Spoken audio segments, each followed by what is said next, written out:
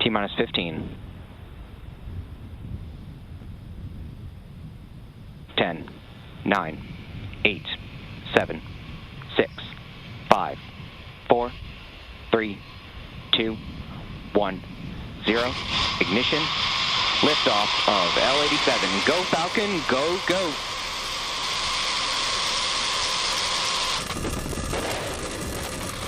Vehicles pitching downrange.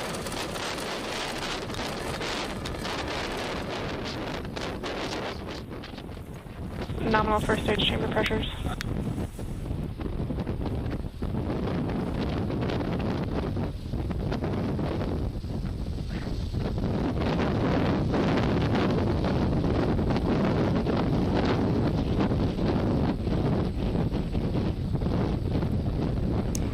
We're now T plus 40 seconds into the NROL-87 mission. Falcon 9 is throttling down in preparation. Power and telemetry. In preparation for max Q, which will take place at T plus 1 minute and 12 seconds. Max Q, of course, being the moment in which the vehicle experiences the highest amount of aerodynamic pressure. Beautiful views of the California coast there in the background.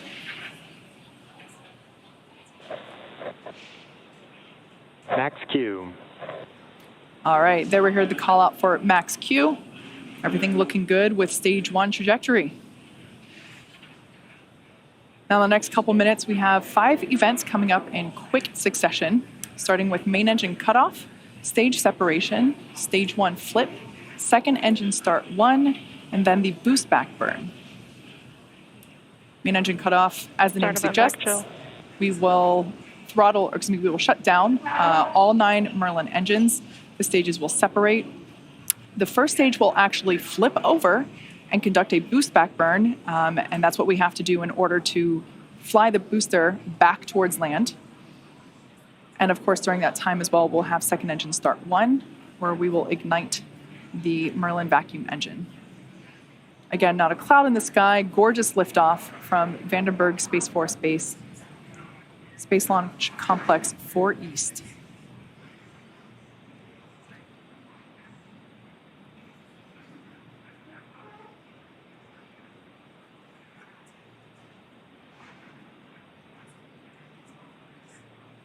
First stage engine cutoff.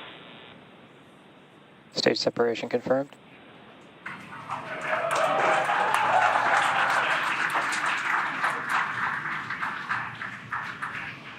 Stage 1 boost back startup. All right, there you saw all of those crystal clear, beautiful views. That first stage now is performing the boost back burn. And there we heard the call out that fairing separation has been confirmed. Unfortunately, we're unable to broadcast that at the request of our customer, but we were able to confirm the deployment of that. We're now 3 minutes into launch, and the next milestones coming up include the conclusion of the boost back burn, which we see right there on your screen, and that will finish at T plus 3 minutes and 15 seconds.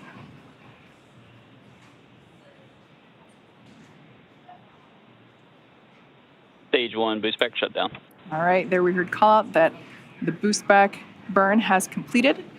Our first stage will be attempting a land landing in just a few moments.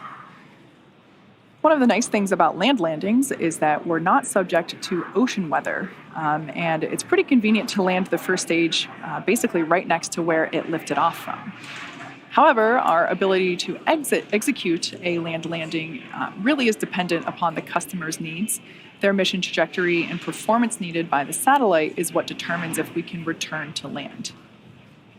Most of the time, their requirements don't allow for a return to launch site, which is what we're performing today. Which is why we also developed the capability to land our first stages. Both vehicles on nominal trajectory. Good news there, both first and second stage reporting to have nominal trajectory. So that's why we developed our ability to land our first stages out in the ocean with our drone ships. Now, in order to complete today's land landing, the first stage has 2 more burns left. Next up is the entry burn, and that's where we will reignite 3 of the Merlin engines on the first stage. That will help to slow the booster down as it re-enters the upper part of the Earth's atmosphere. That's a view there coming from inside the inner stage. We can see the stage pusher there. Here we have a beautiful view. I think that's probably one of the Channel Islands there on the right-hand side of the screen. We can see 2 of the 4 hypersonic grid fins. We deploy those shortly after the stages separate, and those grid fins help steer the vehicle during descent. You will also see that right there we just saw one, like a puff of white gas. That is nitrogen gas from attitude control systems that help control the vehicle's orientation. So there we can see the booster is steering itself back to Vandenberg Space Force Base. Piece of ice there on the left-hand side.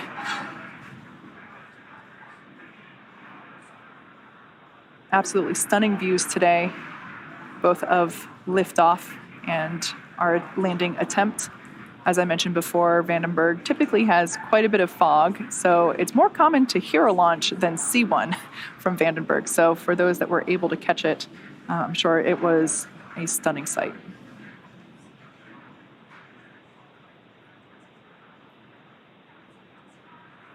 We are about 20 seconds away from the entry burn.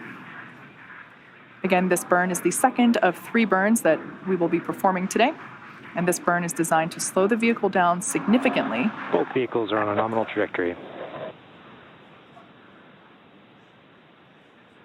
So the booster is now basically coming through the thicker part of the Earth's atmosphere. So we're going to slow its velocity down with this entry burn.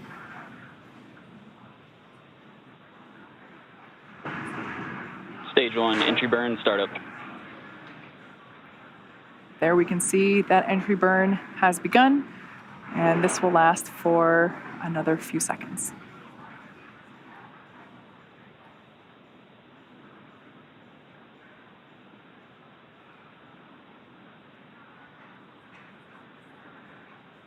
Stage 1, entry burn, shutdown. And we can see that entry burn has concluded. The vehicle continues to steer itself for a precise landing back at landing zone 4 at Vandenberg Space Force Base. The next burn we have is the landing burn. During the first stage landing burn, a single Merlin engine, the center engine, will relight and slow the vehicle down. Stage 1 FTS is saved. If you look closely, you should be able to not only see our landing zone, but our launch site as well.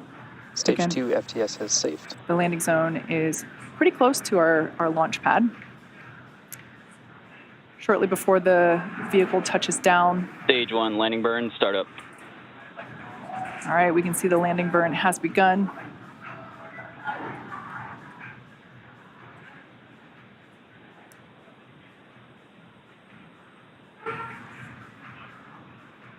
Landing zone coming into view for the first stage.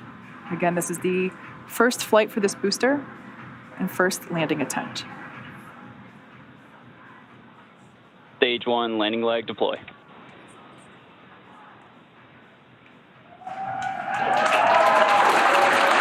And as you can see, a picture-perfect Stage 1, landing of this first stage booster, its first flight and first landing. This booster will be prepared for reflight on another NRO mission later this year.